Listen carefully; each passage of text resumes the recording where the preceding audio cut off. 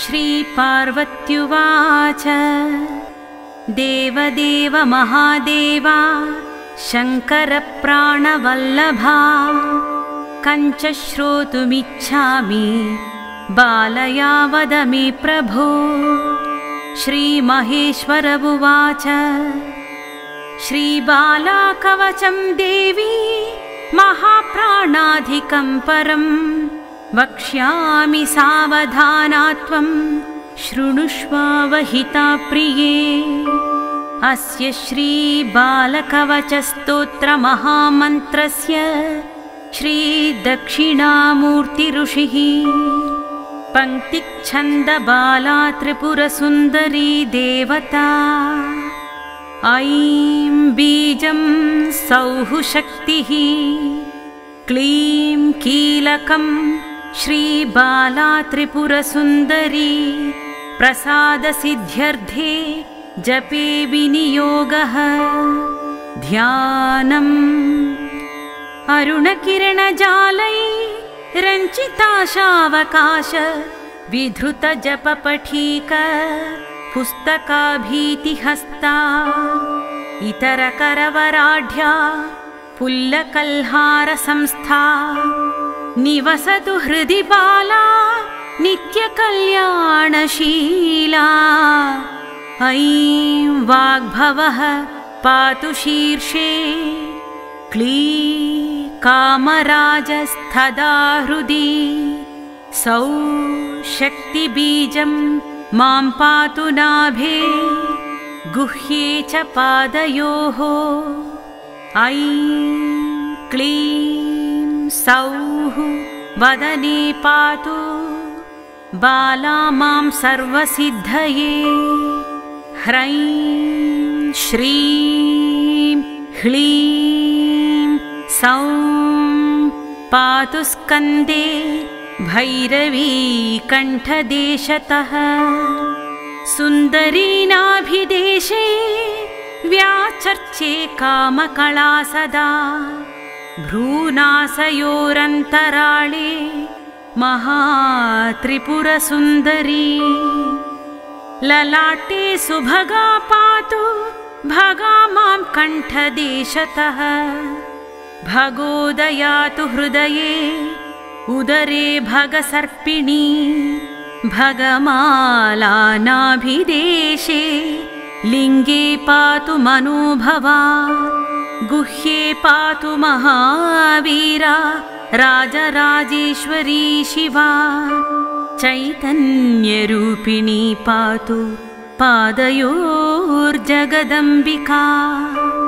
नारायणी सर्वगात्रे सर्वकार्यशुभङ्करी। ब्रह्माणी पातु मां पूर्वे दक्षिणे वैष्णवी तथा। पश्चिमे पातु वाराही ह्युत्तरे तु महेश्वरी। आग्नेयां पातु कौमारी महालक्ष्मीश्च नैऋते। वायव्ये पातु चामुण्डा चेन्द्राणी पातु केशके।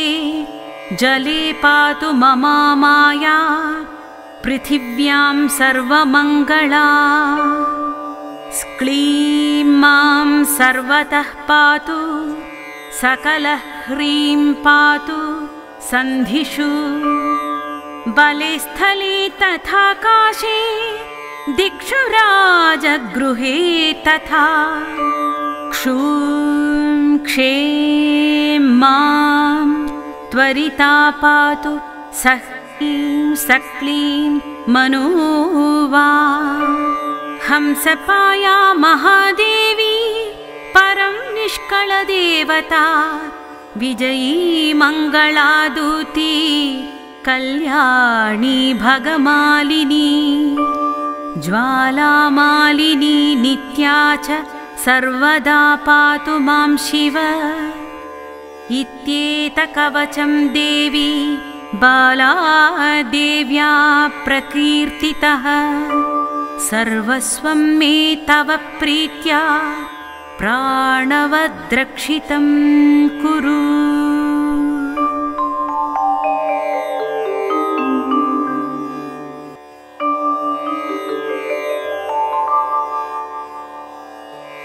श्रीपार्वत्युवाच देवदेव महादेवा शङ्करप्राणवल्लभा कञ्च श्रोतुमिच्छामि बालया वद मे प्रभो। श्रीमहेश्वर उवाच श्रीबाला कवचं देवी महाप्राणाधिकं परं वक्ष्यामि सावधानात्वं शृणुष्वावहिता प्रिये। अस्य श्रीबालकवचस्तोत्रमहामन्त्रस्य श्रीदक्षिणामूर्तिऋषिः पङ्क्तिच्छन्दबाला त्रिपुरसुन्दरी देवता। ऐं बीजं सौः शक्तिः क्लीं कीलकं श्रीबाला त्रिपुरसुन्दरी प्रसादसिद्ध्यर्थे जपे विनियोगः।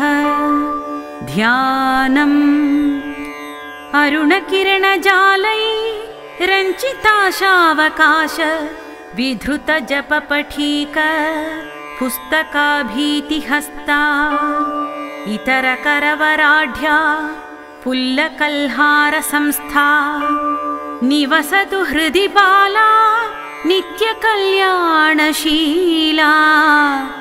ऐं वाग्भवः पातु शीर्षे क्लीं कामराजस्तदा हृदि सौः शक्तिबीजं मां पातु नाभे गुह्ये च पादयोः।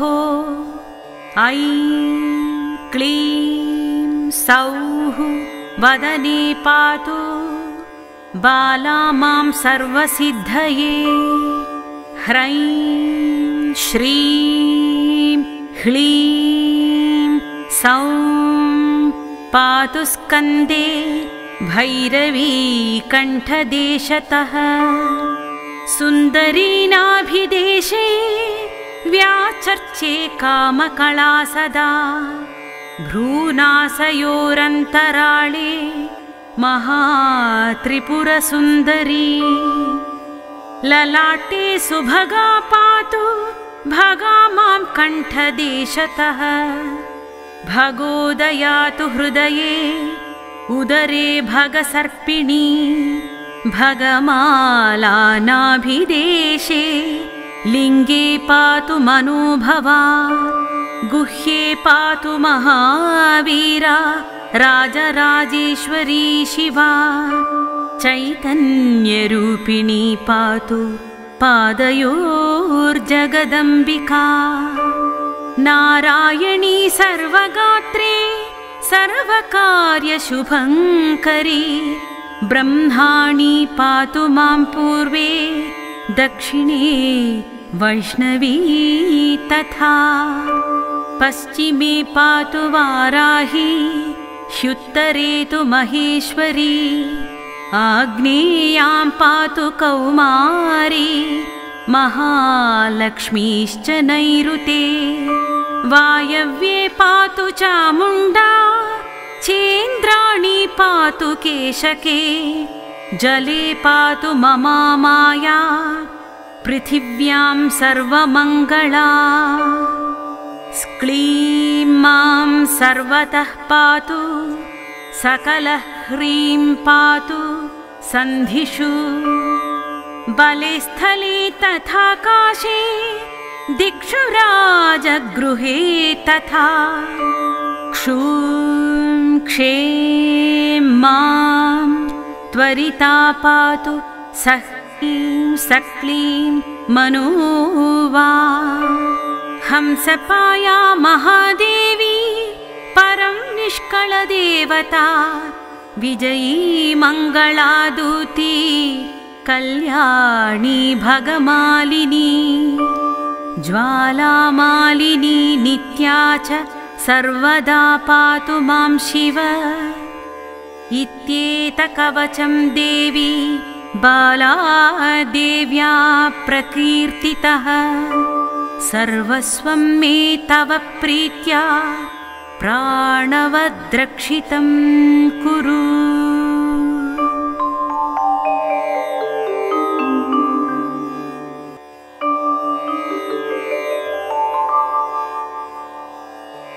श्रीपार्वत्युवाच देवदेव महादेवा शङ्करप्राणवल्लभा कञ्च श्रोतुमिच्छामि बालया वद मे प्रभो।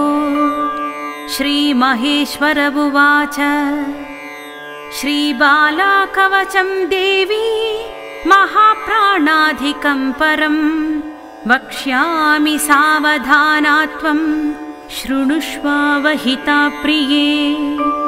अस्य श्रीबालकवचस्तोत्रमहामन्त्रस्य श्रीदक्षिणामूर्तिऋषिः पङ्क्तिच्छन्दबाला त्रिपुरसुन्दरी देवता।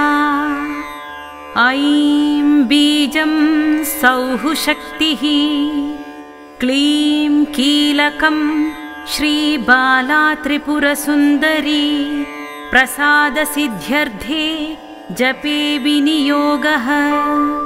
ध्यानम् अरुणकिरणजालैरञ्चिताशावकाश विधृतजपपठीक पुस्तकाभीतिहस्ता इतरकरवराढ्या पुल्लकल्हारसंस्था निवसतु हृदि बाला नित्यकल्याणशीला। ऐं वाग्भवः पातु शीर्षे क्लीं कामराजस्तदा हृदि। सौः शक्तिबीजं मां पातु नाभे गुह्ये च पादयोः। ऐं क्लीं सौः वदने पातु बाला मां सर्वसिद्धये। ह्रैं श्रीं ह्लीं सौं पातु स्कन्दे भैरवी कण्ठदेशतः। सुन्दरी नाभिदेशे व्याचर्चे कामकला सदा भ्रूनासयोरन्तराळे महात्रिपुरसुन्दरी। ललाटे सुभगा पातु भगा मां कण्ठदेशतः। भगोदयातु हृदये उदरे भगसर्पिणी। भगमाला नाभिदेशे लिङ्गे पातु मनोभवा। गुह्ये पातु महावीरा राजराजेश्वरी शिवा। चैतन्यरूपिणी पातु पादयोर्जगदम्बिका।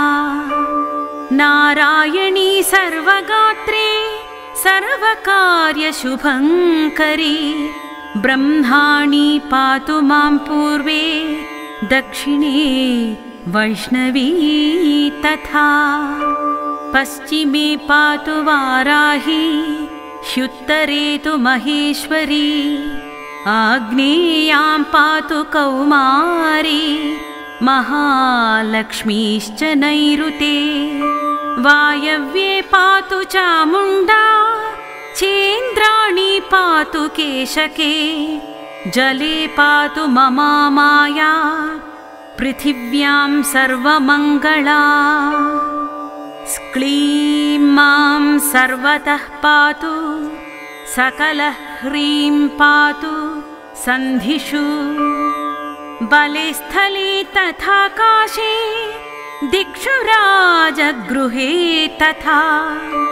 क्षूं क्षें मां त्वरिता पातु सह्लीं सक्लीं मनोवा। हंसपाया महादेवी परं निष्कळदेवता। विजयी मङ्गलादूती कल्याणी भगमालिनी। ज्वालामालिनी नित्या च सर्वदा पातु मां शिव। इत्येतकवचं देवी बाला देव्या प्रकीर्तितः। सर्वस्वं मे तव प्रीत्या प्राणवद्रक्षितं कुरु।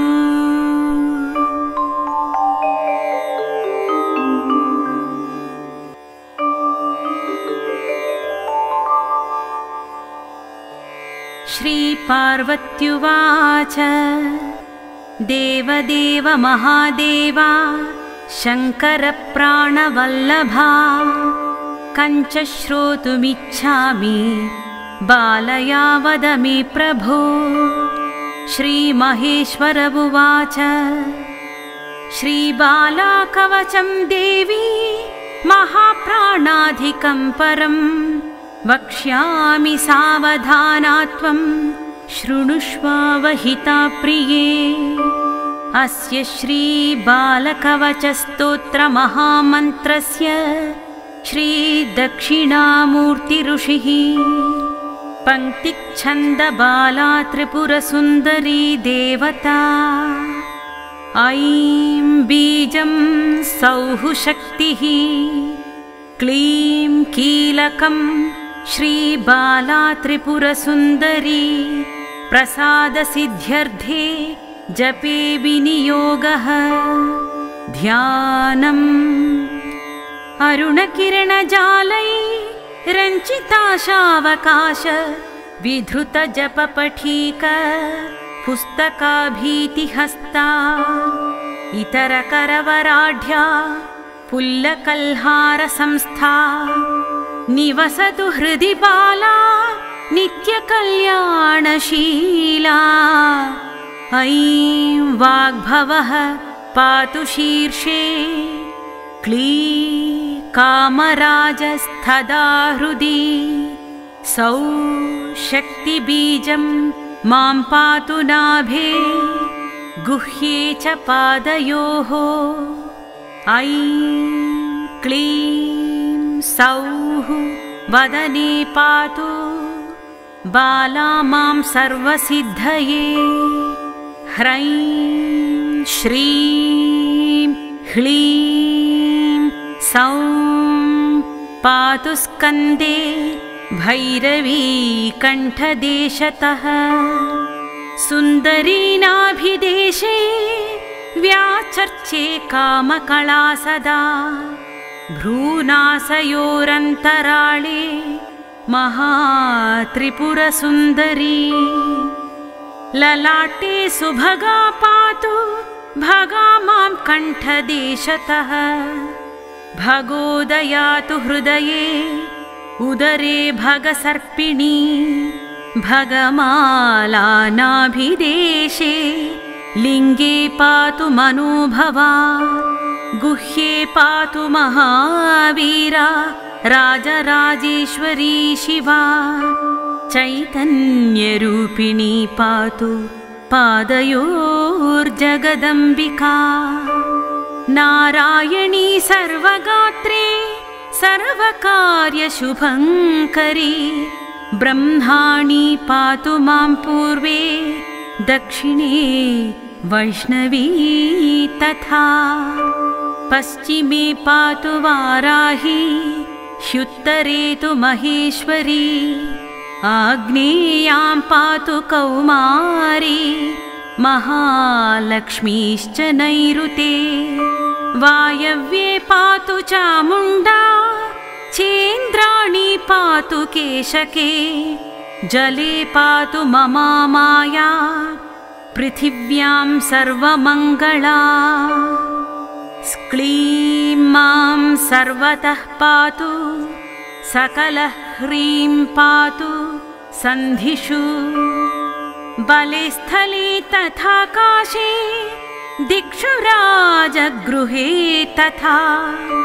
क्षूं क्षें मां त्वरिता पातु सक्लीं सक्लीं मनोवा। हंसपाया महादेवी परं निष्कळदेवता।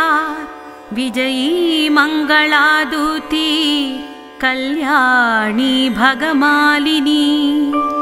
ज्वालामालिनी नित्या च सर्वदा पातु मां शिव। इत्येतकवचं देवी बाला देव्या प्रकीर्तितः। सर्वस्वं मे तव प्रीत्या प्राणवद्रक्षितं कुरु।